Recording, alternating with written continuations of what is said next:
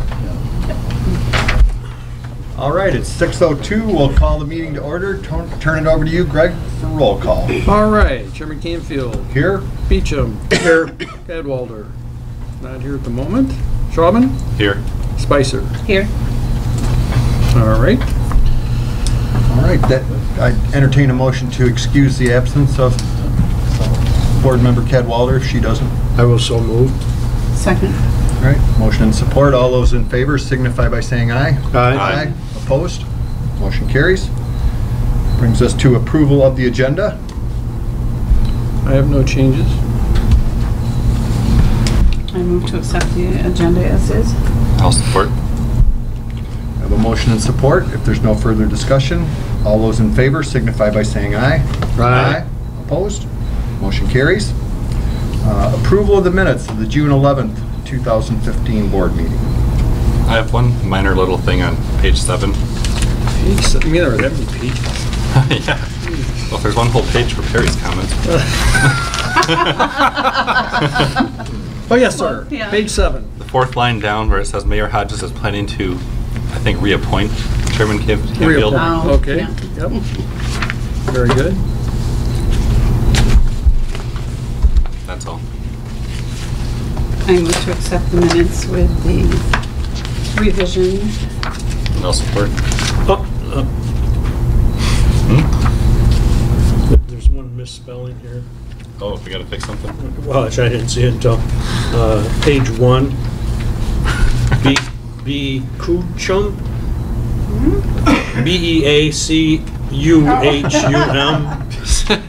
There's one too many U's there. Where's that? And I don't know why it's, in bold letters or, okay. Oh.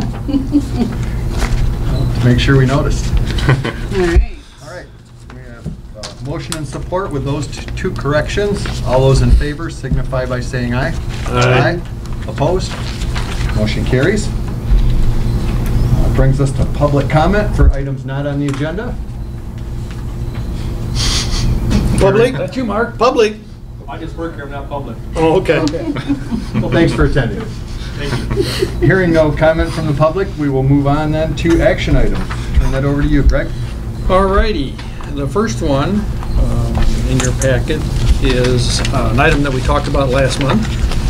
And we had talked about where we were with long-term natural gas supply. And I indicated, and there was a little bit of discussion about the fact that we had a number of options, and I would like to have someone more in tune with those types of contracts than I look at them and see what the best direction might be for us. The company that's most prevalent in Michigan works with MPPA, Lansing, Holland, and a number of the municipals is a company called Fellon McCord. And they've given us a proposal, which I think is fine, and I would go ahead and approve it, but it also involves a contract. We've never had a contract for services with Fellon McCord before. So I ran that contract by Dick Wendt. He had a couple of changes, and we recommended that the board approve the contract as we go into this first time arrangement with Fellon McCord. I assume that those items in yellow are his changes. Yes, ma'am.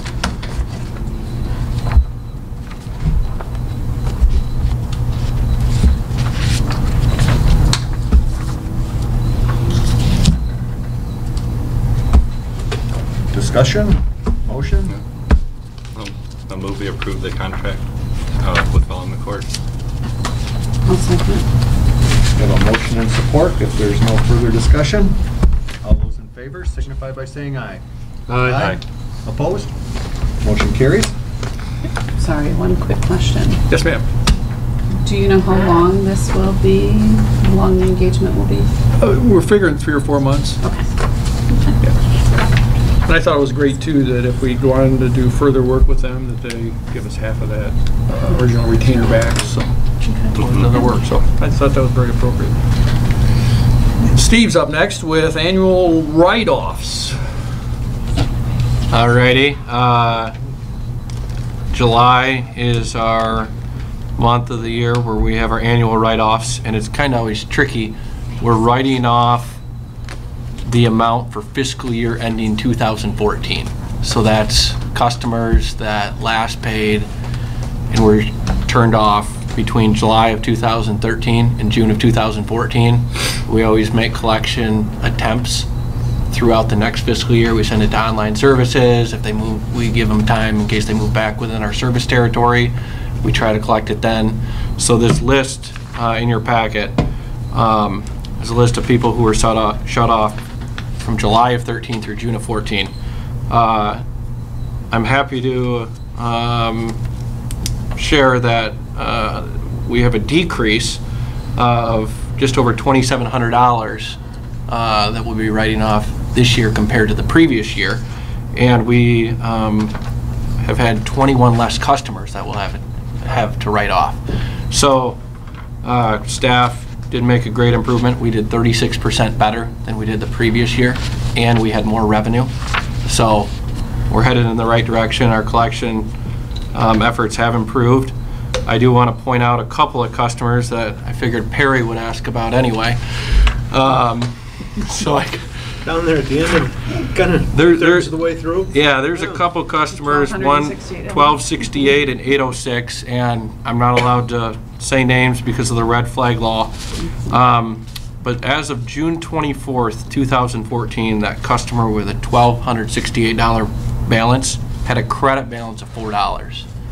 On January 28th, they had a $629 bill. That bill was due February 20th. They would get shut off for that bill March 10th. But at the end of February, they had another bill for $517. So with late charges and those two bills alone, it's over $1,100. And we can't shut them off. We can't do anything. We could request an increased deposit. But from January of the previous year through November, their highest bill had been $94. So it puts us in a tough position that, you know, we can try as hard as we can. We can have security deposits. We can call them, write letters, but there are some customers who just 2 months is all it takes. And the same happened with that customer with an $806 bill, or $806 balance. As of February 26th, they were current. They received a $427 bill. And then in March, they received a $361 bill. So it is disappointing when things like this happen. Hopefully online services can do something, or they move back into our territory and say, no, you can't have service. But I just wanted to point out these couple of anomalies. They do happen. But as you can see, we did decrease the amount of customers that were written off by 21. So significant improvement. I always throw a couple of statistics in there of how we're doing relative to utilities our size in the APPA, as well as all utilities in the APPA. We're doing 61% better than utilities our size, and those are utilities between 2,000 and 5,000 customers. And we're doing just as well relative to utilities of any size. So I think every year I've been here, we've been doing better than utilities our size. So I'm happy to say that that's continued. I look back at previous memos I wrote, and I always end saying we didn't arrive at our ultimate goal of writing off $0. Maybe I have to say it is unrealistic and impossible, but we're still going to be striving for that. But with that, I would recommend approving this year's write-offs for fiscal year ending 2014 of $5,544.29. Unless there's any questions? Yeah, I did have a couple. I mean, I guess the main thing is just that unrealistic and impossible goal. Why not set a real goal? I mean, well, because I'm a perfectionist. Right, but if it's never going to happen, then we're always missing our goal. We could reach that goal, and later in the board pack and manager's review, if we had the right technology. If we had AMI meters and we had prepay, I really believe it's possible to get $0 right off. So with current technology and our current process, it probably is unrealistic and impossible, but I don't think it's impossible. But it's a good eventually good goal to have. Yeah, and I don't want to get complacent saying, okay, we're okay with 5,000. we're okay with 8, or we're okay just doing better. I mean, I want to shoot for 0, and anything above that, yeah, we're going to be disappointed. But if I see that we're doing better than other utilities our size, I'm not going to yell at anybody. But I guess what I'm saying is, how do we know we've got a problem then if we're always missing our mark? You know, at what point do we say, hey, we got to reevaluate this? When, let's say that for some reason this starts increasing, or I mean, I'm just kind of, I think I'm being more, I don't know what's the right word. Analytical. Yeah, rhetorical, or whatever. But I just feel like, well, if next year why not have a goal of 0.05% if this year is 0.07? I mean, I don't know what our history was. Do we never get even that close to? We're you know, under constantly 0.1? reducing this. I mean, when you look at the limitations we have of who we can shut off, this is phenomenal that what you've done. Yeah, And there's yeah. two customers it's- that account for a 40%, third. yeah. Yeah, I mean, congratulations, good job. Yeah, we had just under $8 million in revenue, so, I mean, that, yeah. I know what you're saying, Andrew, I mean- but I still don't like to, He's not giving up on 0. Yeah. yeah. I think the benchmark is what the industry does. And so when we get to the point of things were heading the other direction and we got towards that level, then we'd have to start taking a closer look at what might be the issue. Okay. It seems to me that some months ago, we talked about sort of those little red flags that pop up, and we had talked about with businesses in town, that if there's an anomaly, we can sort of look at it. Right. It sounds to me like, particularly this $1,268.95 one, it was a huge anomaly. Is there any way for us to pay attention to those and ask a question on the premise of, gosh, maybe something's wrong with the meter? Or With this customer, Or can we it was not do that confirmed that with they a- started okay. growing marijuana, but that's what I wondered, if they had it a farm was. going on, but I did wasn't gonna say so. I talked with Gail, our billing clerk, and I said, you know, what happened? She's like, well, one of these two, she's 100% positive, Okay. that's what happened. Okay. But I know, But we don't really, there's really nothing we can put in place to Grow pay light. attention to those anomalies. Well, the Oops. smart meters, I guess, but Grow light. Yeah. Okay. I just know we talked about that before with the businesses, and I wasn't sure if there was. We have Okay. a report monthly that shows us anomalies, and we look at it. And so we do take note, but people use space Personal heaters in property, the we winter. can't really go say Yeah. much. Right. Okay. Right.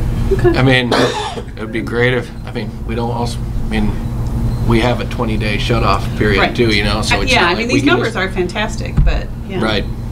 I would move that we approve the write-off of $5,544.29. I'll second that. We have a motion and support.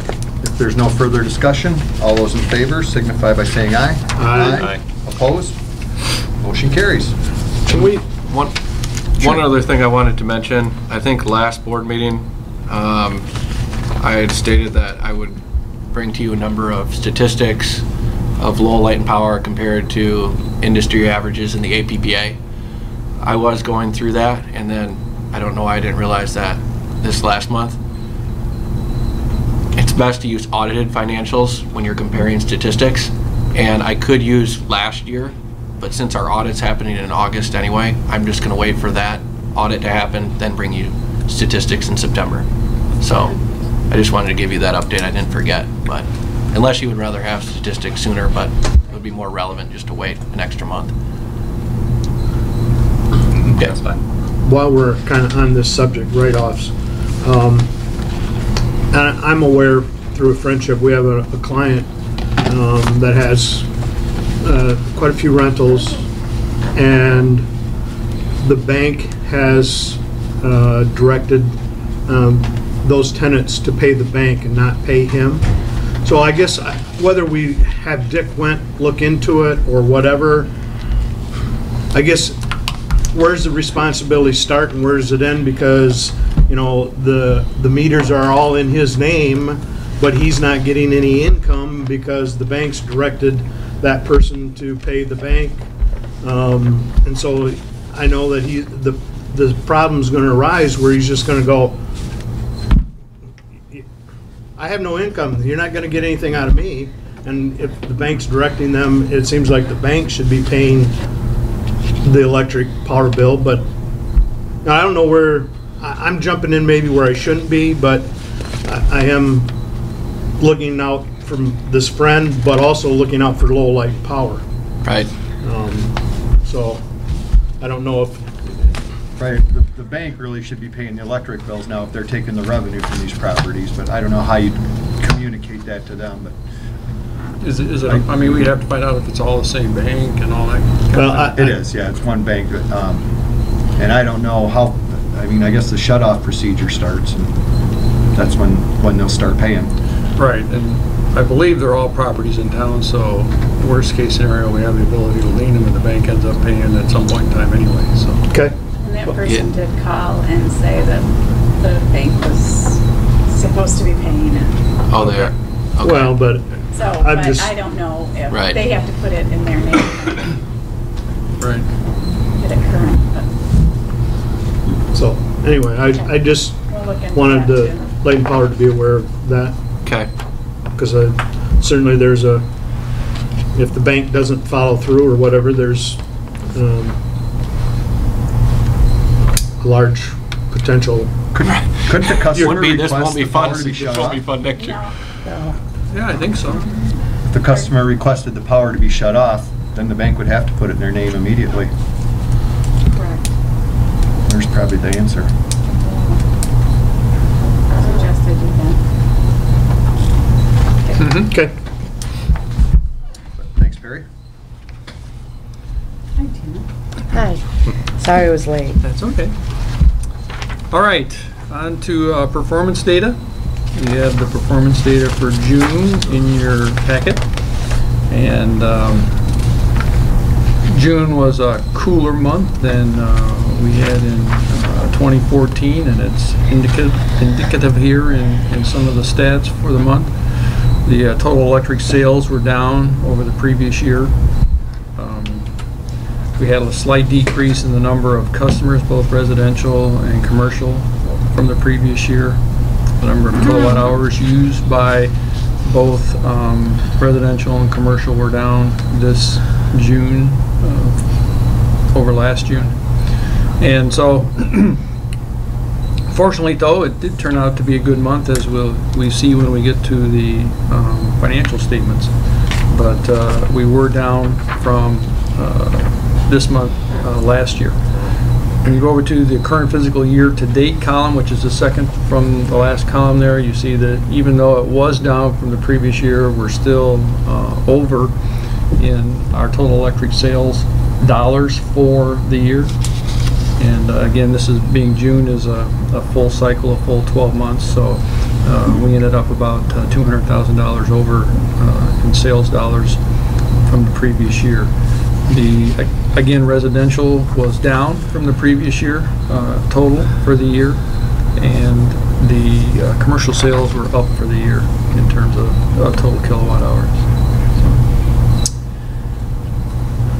Shows the number of residential customers and commercial customers for the previous month as opposed to the previous year, and there's not that much difference between the previous month. Just a couple of customers, one or two customers in each category, so that's fairly consistent. Total electric requirements for the month of April were up over the previous year. The peak demand for May was down a little bit from the previous year. And those are the only statistics that changed since the previous month's report. We flip the page over and look at investments in cash. We have been having excellent months in May and now in June.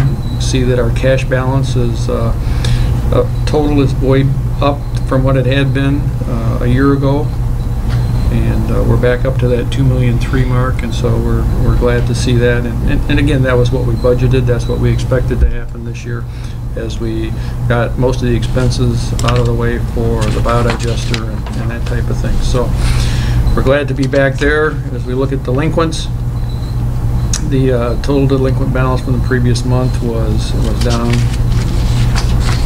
in the range that we like to see it, around $100, $123 was what was still outstanding from the previous month. And then the delinquent balance from inactive accounts was down considerably from the previous month. Aging analysis. Can I, Yes, sir. so, of the delinquent balance of inactive accounts, so it went from 17,000 down to, or that was what the total, I guess I'm not found, so it went from 17,000 down to 6,000, or, Yeah. Correct. so you collected that much from inactive accounts? This reflects, I believe there's still one customer, but this is also reflective of write-offs. If you guys didn't approve them, I'd have to put it back in. So this, so you put in there the assumption, so that's with the write-offs? Yeah. Okay, Yep. because otherwise I was gonna say, man, you did a wonderful job of with inactive accounts. Thank you. Also, another assumption that you're, what if we didn't approve it? I would have to put it back in. Okay, He had Well- another sheet to hand you. That's what I'm trying to I see how that works. Okay. That's what we do over at Hope College, right? Ouch. All right. Anything else on performance data? On to the income statement. As I indicated, even though the total revenue figures were down, we ended up with a real good month. As you can see, total revenue was down about 30,000 for the month over what we had budgeted. But for the year, we're almost right on budget. Steve has another great budgeting year here in terms of revenue. We're less than 1% off on total revenue with about $34,000 under budget. The purchase power, as you might expect, in a cool June, because people weren't using air conditioners, was down from what we budgeted. It was down a significant amount and put us at $330,000 under budget year to date for purchase power. So that is the major component of why we had such a fantastic year as we get down towards the end of the income statement. And as we look again through most of the different categories, we were under budget in most of the categories. One exception to that is the distribution, which is the next category after total purchase power. That's primarily because of work that we did on the substations and some undergrounding that we did, and Some King Milling transformer work too. some King Milling transformer work. So we did some distribution work that wasn't budgeted for, so to speak. But all in all, as we go through each of these category by category, almost every other category is under budget, which puts us at a total under budget of $441,000 for operating expenses for fiscal year 2015. And as we said, 330 of that was purchase power, so the other 110 are other operating expenses that came under budget. That gives us an operating income for the month of $124,000, a total for the year of $1,000,003. We had a budget of $900,000, so again, those numbers indicate the $400,000 we were under budget in operating expenses gives us an extra $400,000 in operating income. We get down to the end of the statement with net income. Got a net income of $94,000 for the month, $875,000, $876,000 year to date. So a great year. There'll probably be some final adjustments as we do the audit. There's always some adjustments, particularly with purchase power. We expect that that'll probably have a negative impact to that number, and Steve's best guess is we'll end up somewhere around 7 or 7.25 for net income for the year when all the adjustments are done and are finalized. So a good year. Well, that means you're way off on the variance, right? Right, exactly. Any questions? If not, we'll go on to capital expenses. Capital expenses, you may remember we adjusted the capital plan in the spring. and adjusted it down to about $885,000. And we ended up the year real close to that. We have about $10,000 left in the capital plan. So that budget adjustment in the capital plan was right on.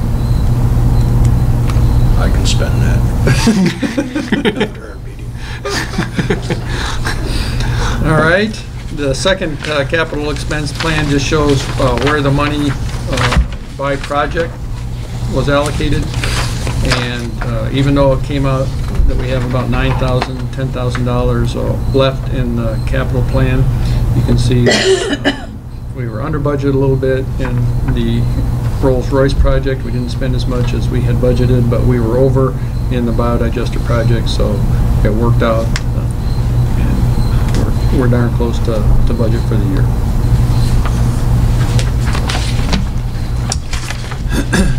The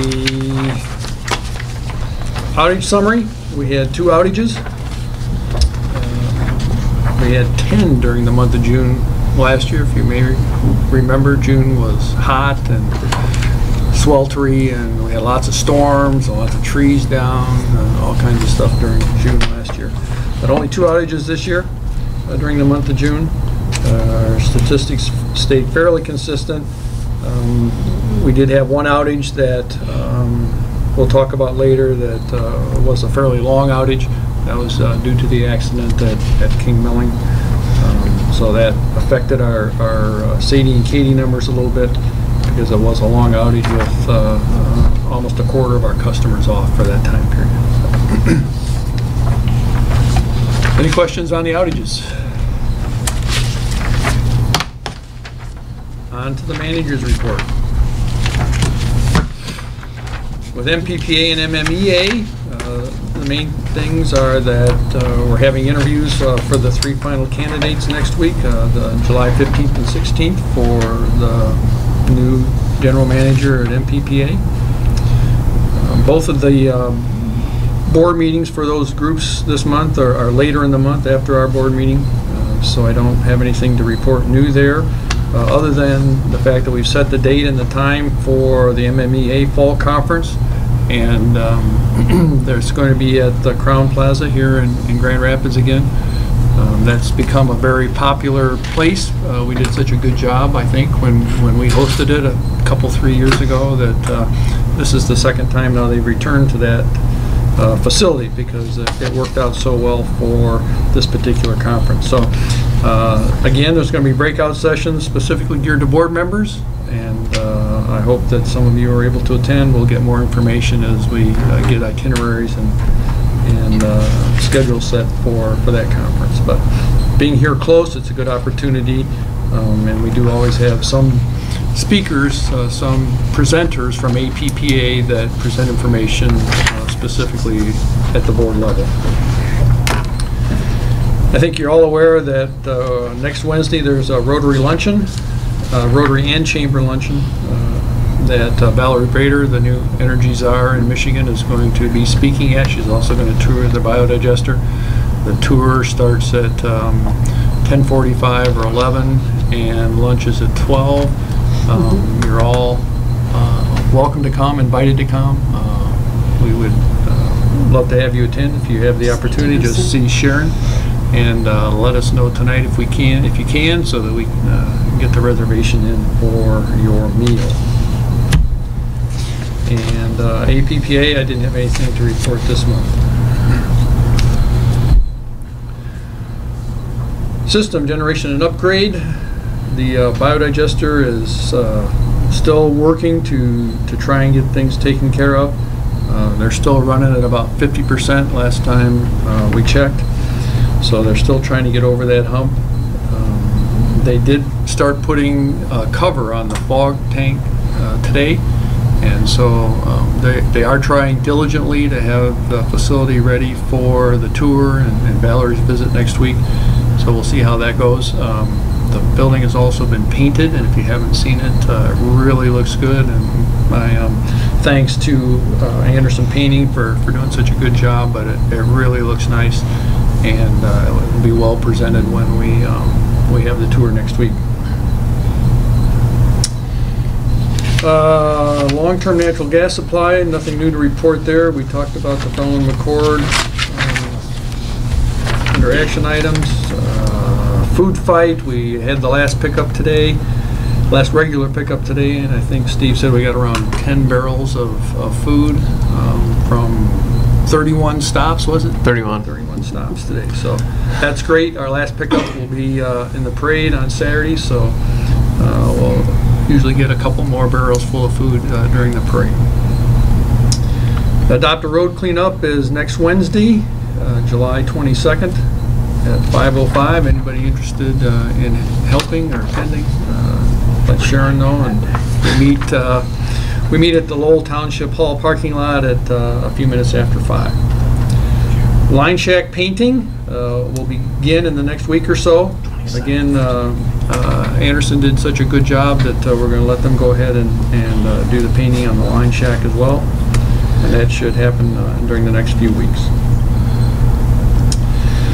Next item is the accident that occurred a week ago Saturday. And I'm sure most of you are aware that at King Milling, a gentleman who was power washing on some of the silos backed the instrument that he was using, the lift that he was using into one of our lines, and was electrocuted. And so I thought this was an opportunity just to have a conversation. There's a number of new board members since we've talked about this, and so one of the comments that I received second or third hand was that the lines along Broadway in that area should have been undergrounded years ago, and that accident wouldn't have happened. And so that's, I think, a comment that I thought we should at least talk about, whether things should be undergrounded and why we don't underground them. And I did want to hand out a paper that Tom rounded up for us that talks about electric lines and undergrounding and above ground and those types of things. So everybody get one that needs one? You need one, Steve? Do you have one? I don't, but that's okay. We're not going to go through it specifically. I'm really giving it to you for your information, so that if anybody asks you a question as a board member, or that you hear any conversation about it, you at least have some background on it. But basically, the reality of it is accidents can happen whether it's overhead or underground. In fact, I just got a report this afternoon that there was an issue in Traverse City this week at the Cherry Festival when somebody was putting a tent stake in and hit a underground line, and all the lights on the waterfront were out for 2 or 3 hours one night. So it really doesn't matter. There's going to be accidents when people don't do what they're supposed to do, and it's unfortunate. It's a terrible thing. But to say that one way of doing it is better than another, it really isn't true. So I know that at one point in time, the city wanted a certain area downtown to be underground, and there may have even been some discussion about whether any new lines put in Lowell on Main Street had to be undergrounded or not. So anyway, I just wanted to throw it out. If there's any discussion, anybody have any thoughts that we should be doing things differently, or should be looking at something differently, or looking at a different policy, I figured now is the time to talk about it. As a board member, go ahead. Is that something that's been a long-term goal? I don't know if there's any history of that. I know I've heard that people wanted downtown undergrounded at some point, but is that I don't think I've never seen it written out as a long-term goal. I've never seen it as a strategic plan goal. People always talk about the fact that aesthetically it would look nicer. It's very costly. Mm-hmm. It is difficult to find outages when it's undergrounded. You can't drive around and look for places that fuses are blown, and jumpers are burnt, or it's not easy to identify. And even though you have the lines underground, you still have all the cabinets on the surface in most cases. So along the streets, you have boxes and transformers and so forth sitting along the streets instead. So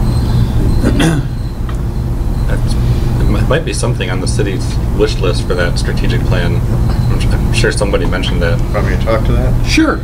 Yes, several years ago, about five to eight, I think, there was some discussion at City Hall, and I think that's also involving previous management here.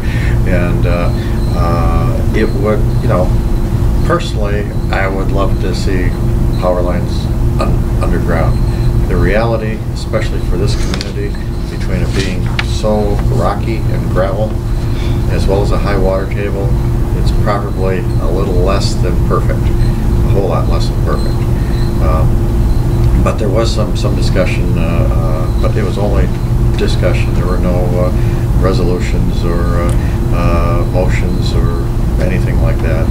We did have a discussion about 5 to 8 years ago, and the reality is that do what you can, but it's not the perfect playground. Right. And when the new bridge was put in, we did put some conduit in case we ever got to a point where we needed to put some, or wanted to put some things across the river and keep it underground. So, it's not like we're completely oblivious to it, but we take advantage of when the road is dug up and we can, and put conduit in case we ever get to the point where it becomes practical to make that change. One thing I was actually going to mention today in my comments, but I noticed with Portland, with the tornado they had, that on the news they were interviewing their manager and mayor, and it was interesting that they made a point to say that they've been trying over the last 20 years to underground all their lines, and they thought it helped them have minimal outages for the storm, and that I never really thought of it that way. I mean, usually you hear the aesthetic point, but I always thought that was kind of an interesting concept. And then of course squirrels don't live underground that much, and right. That which seems to be the #1 cause of outages. But right. But yeah, I don't know any of the technical aspects of it. But to me, it seems like it'd be a nice thing to kind of have as on the long-term radars. And it sounds like you kind of already do that. Whenever roads are opened up, you're at least putting the conduit in. And right. But to be honest, I don't really know, and I'm curious. I guess maybe you can say something to this now, or but just in terms of what's the general cost benefit of something like that? I mean, is it just super expensive to put in but then easy to maintain, or is it just as hard to maintain as a power pole? Or I don't even. Well, it's generally, and Tommy, correct me if I'm wrong here, but it's generally 2 to 3 times more expensive to do it, and that's just if you're doing it the first time. So probably even on a scale of 1 to 10, higher if you're taking old above ground stuff down and trying to put it in, especially in a congested area where there's sewer lines down there already and all that type of thing. You have to try and work around that and come up with a way to do it.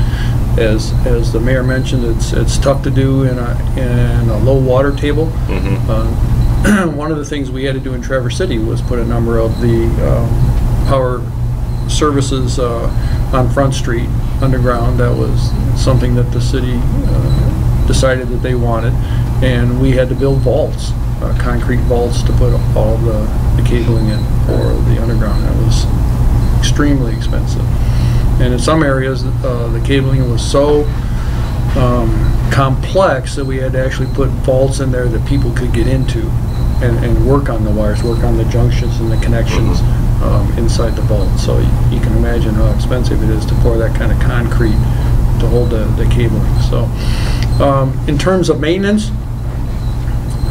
again, Tom, if correct me if I'm wrong, or if you want to add anything, jump in. Maintenance is probably slightly less, but as I said before, when you do have an outage, it's generally much more difficult to locate where the outage is, because it's all underground. You can't visually see where the outage has taken place specifically. So you have to dig up more to find the actual outage, and then replace it all when you're done. And where do Well, you put the equipment? I just happened to be down North Monroe looking at another job, and I saw the poles are with the transformers on them, and the wires are on the grassy area between the curb and the sidewalk, which is about this wide, 2 foot, 3 foot max in a lot of spots. But where all of that poles and wires and transformers are, all of those areas need cabinets and pad mount transformers, and they either sit in that short, small area there between the curb and the sidewalk, or they go in people's yards. They have to be there because that's how the system operates. The other thing is, where do you start? If this is considered a safety issue, my opinion on this is people need to be qualified. That would be like saying if this is unsafe, then it's unsafe for us to work on. You know what I mean? Yeah. If the public can't, the public needs to be aware of this. But if it's so unsafe, then our line guys shouldn't be working on anything energized then. That means we work on something, we turn it all off. Whether it affects 10 customers or 100 customers, if that's the way they go. Or, where do you start? We have 6 miles of transmission line. Greg talked about cost, now he's talking about distribution cost. This is a transmission line with 138,000 volts on it, that's 6.5 miles, and Halton Nash is a heavily traffic area, especially during the school year. We have cars hit poles all the time. Can you imagine what it would cost for one to put all of that underground? But that's not going to stop somebody from hitting the switch cabinet. We had that at Whispering Hills. We had a 3-phase cabinet on the street, and that's all that was there in this entire grassy area for over a mile. And a car could stop. It was grassy area, And it was so violent, it had fuses in there that probably weighed 3 pounds, 3 of them, and it knocked all of them out. Lifted the cabinet right off the ground. So Wow. the public has to be aware of that. And I don't really see that as much of a safety issue as, because like you're saying, you can put something in the ground and hit a line too. But it's more I was thinking of what got me thinking about it again was, the Portland issue where they had other lines underground for severe weather. I thought that would be a nice thing if we ever got an ice storm or a tornado or... In that instance, it's an advantage. There's no but then doubt I guess about if we had flooding, then it could cause problems, if there's access to Flooding, these the lines. trees came down in Portland where we were at. Mark and I and Barney were out there to help them with That's that right, yeah. tornado. They had 3-phase cabinets that were turned over, with a tree hit it or something that was next to it. So, just because there's a 3-phase, single-phase cabinet there, it could still be damaged by a storm. Cool, yeah, that's good information, because it was just one of those things that I was, when I heard that story, I was thinking about, it's just one of the things long-term we should think about, and it sounds like it's something that we are doing in small pieces when feasible, but it's not worth sort of a whole-scale effort to get it done within 10 years or anything like that. Well, I will chime in. The accident was tragic at King Milling. Somebody lost their life.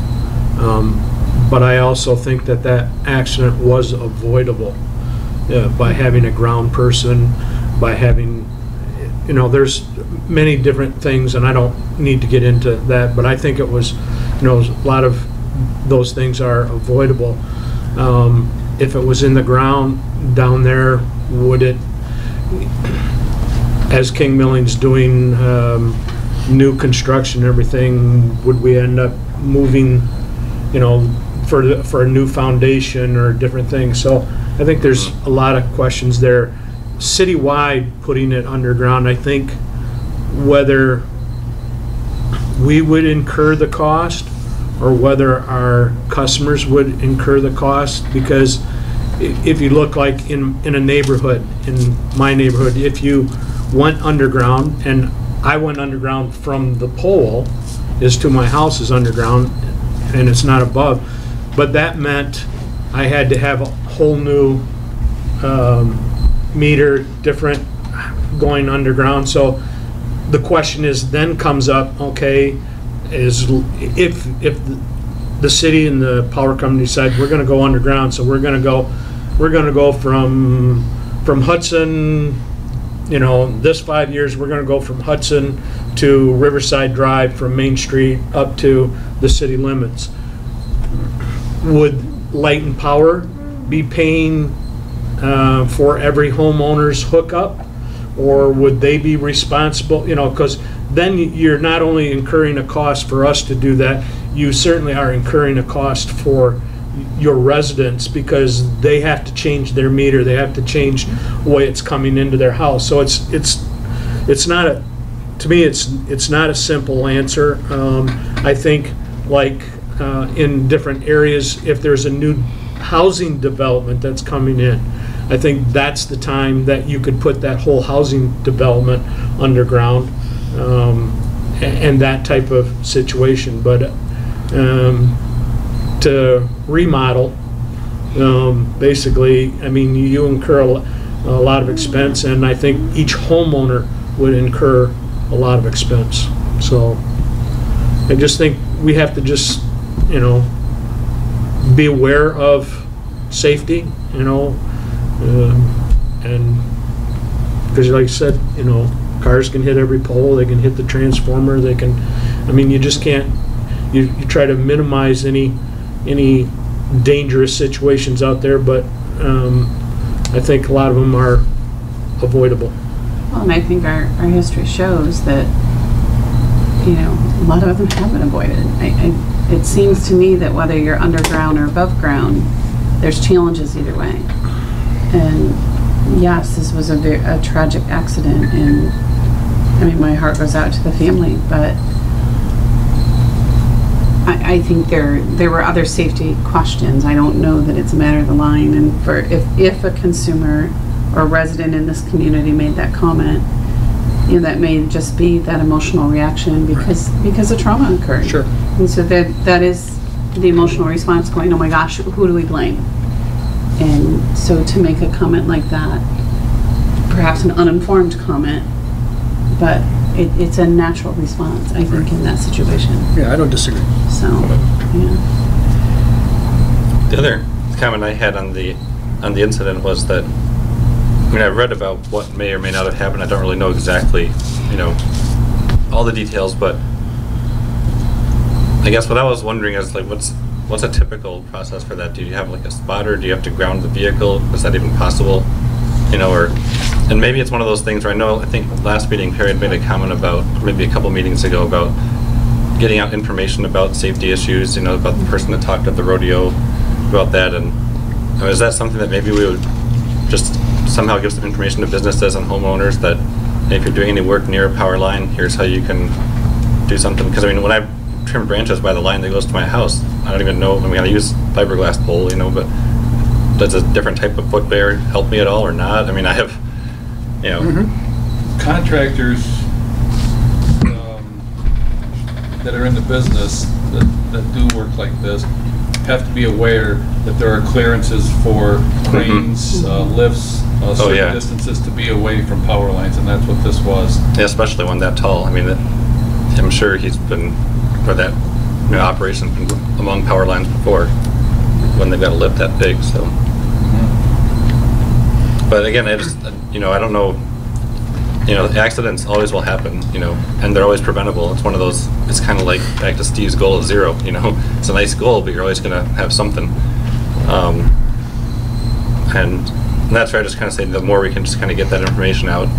Because like in that case, like, I mean, you probably know the best way to handle that, but I don't know, like, someone mentioned a spotter. Is there a way to ground the vehicle? Is there a way to move the line? I don't know what the best thing is, but after it was on it, after it was all over, even the next day, you could see when the lift was out of there. You could see where the tires were into the blacktop. You can see right where it was, and you look up, and right from the get-go, it was too close. It shouldn't have been there. It should have been either closer to the sidewalk or not even there. They maybe should have picked a different piece of equipment to do that. It was an articulating boom that has a knuckle on it, right? And it was just too close. Do you have something you want to say? Yeah, if I can. Yeah. We just set up. The spotter should never met. There's qualified people. The lift was not insulated. Right. You got to keep clearance. A lot of things were not done right. And it's not really the public. It's the companies are doing things where they're putting people in positions where they shouldn't be. And that's the biggest problem. Qualified people, and I mean, it's a bad thing.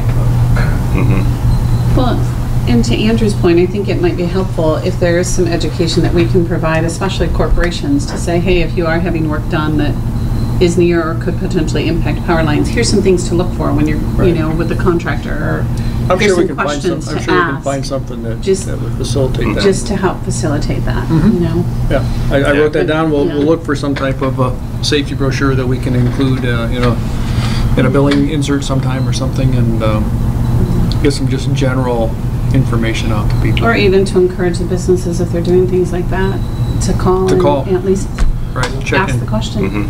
Thanks, Mark, for your comments. Yeah, thank you guys. Yeah. Mhm. All right, thank you for the discussion. Next item is electric meter deployment, and Steve recently went to the 2015 Smart Grid Summit and brought back some information. I was going to give Steve a few minutes to report on his trip. In June, I went to the Municipal Smart Grid Summit. I went last year. It's unique in that Lowell Light and Power doesn't incur any cost for me to go. The vendors pay the entire thing.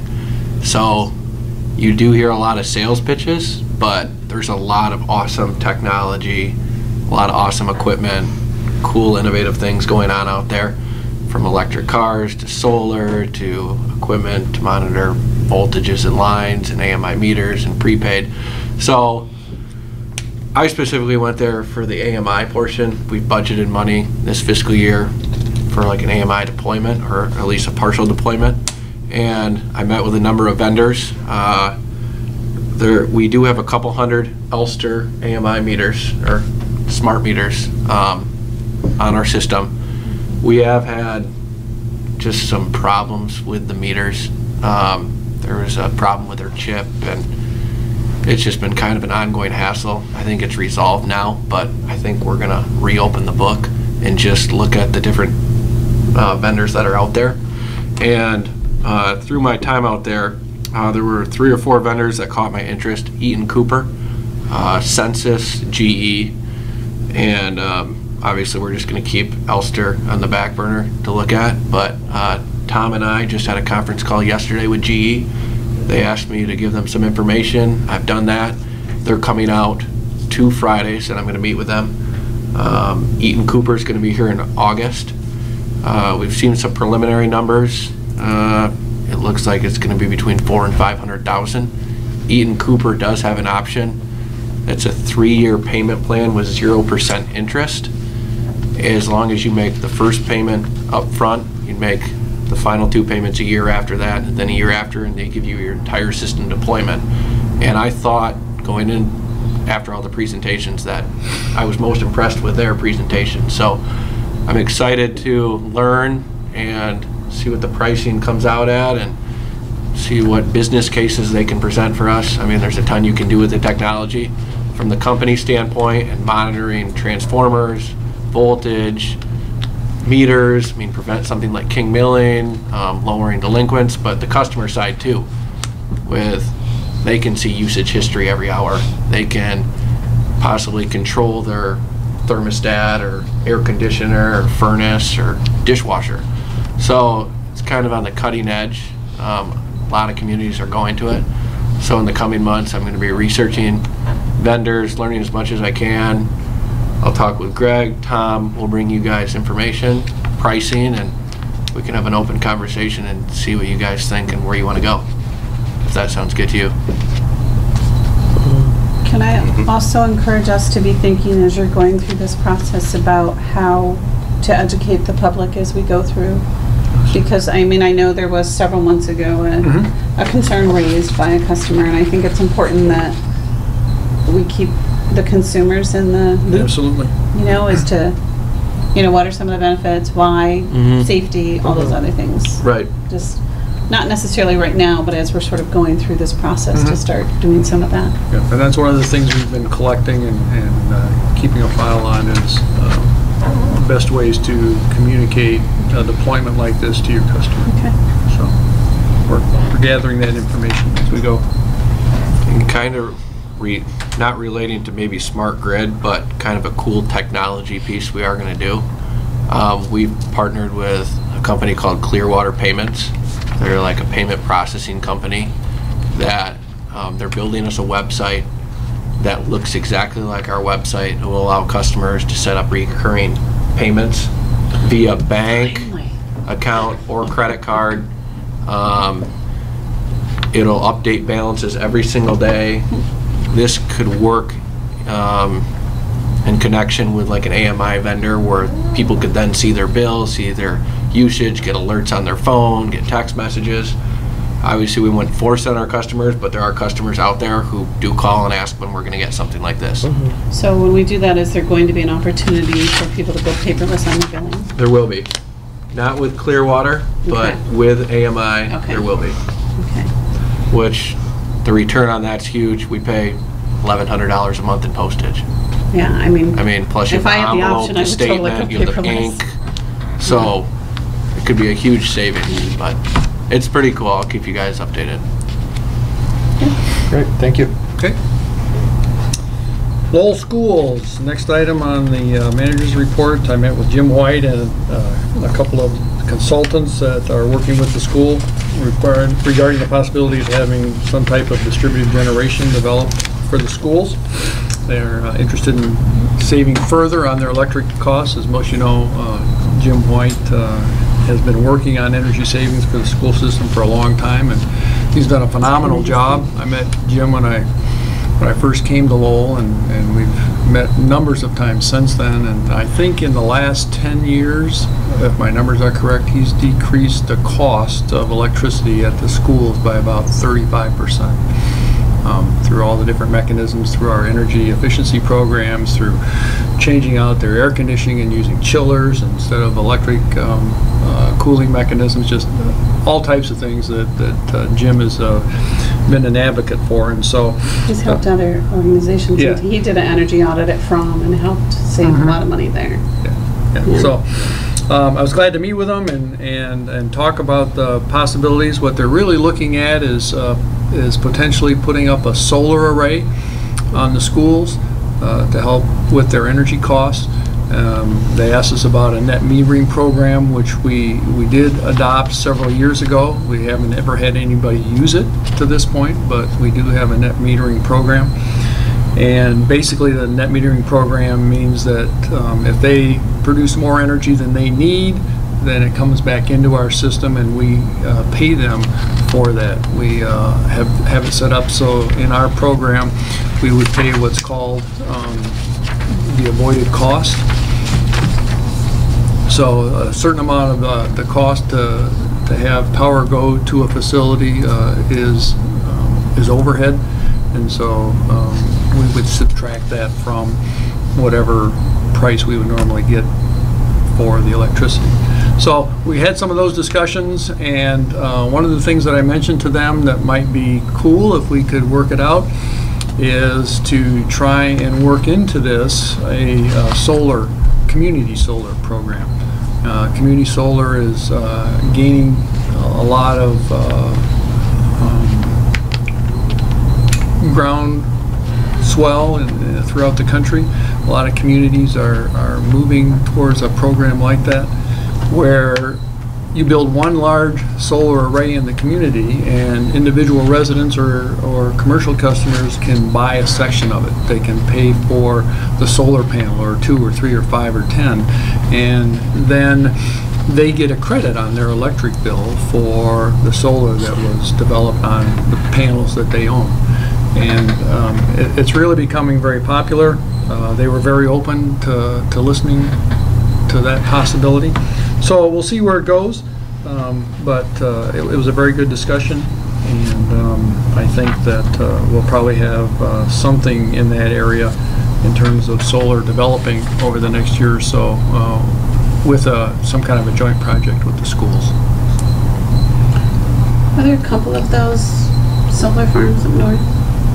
Yes. Seems like I remember seeing when I was driving up there last week a few spots where there were just tons and tons of solar. Well, there's lots of wind, I saw the wind, but I saw a whole bunch of solar but there are panels. solar too. Yeah. Cherryland Electric up north partnered with Traverse City Light and Power, and they have a couple of community solar projects that are.